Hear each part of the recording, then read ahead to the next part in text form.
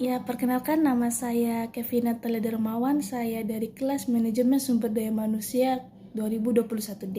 Di sini saya akan menjelaskan atau memaparkan atau meresume sebuah materi tentang kompensasi dan balas jasa.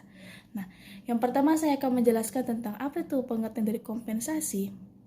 Nah, dari sekian pengertian yang dikemukakan, pengertian dari kompensasi dapat disimpulkan bahwa kompensasi adalah segala sesuatu berupa uang atau bukan uang yang diberikan oleh perusahaan kepada karyawan sebagai konsekuensi perusahaan karena telah mempekerjakannya.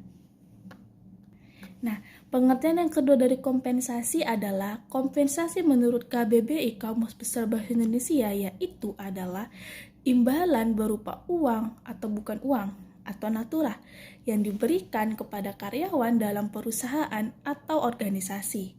Pengertian kompensasi pada umumnya adalah suatu objek yang diberikan kecuali bila sumbernya dari pajak pendapatan.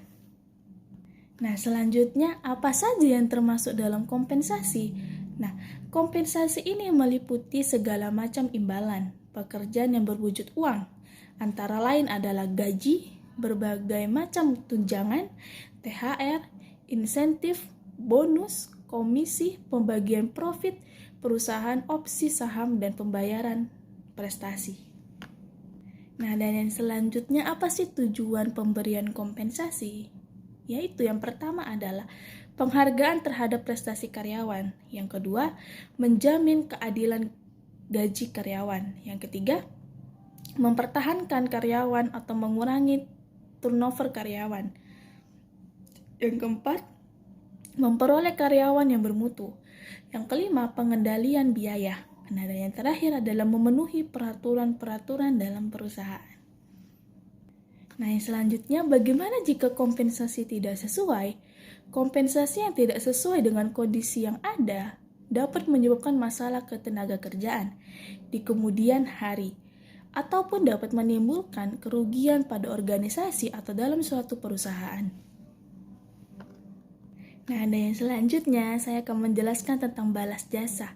Pengertian dari nilai balas jasa adalah banyaknya kompensasi yang diberikan kepada pekerja berupa gaji, upah lembur, hadiah, bonus atau tunjangan baik dalam bentuk uang maupun barang.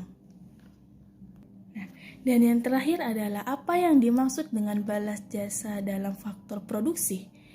Nah, dikutip dari buku analisis peran usaha mikro dalam meningkatkan pendapatan masyarakat menurut perspektif ekonomi, yaitu balas jasa dalam faktor produksi adalah balasan yang diterima pemilik faktor produksi atas pengorbanannya dalam kegiatan produksi.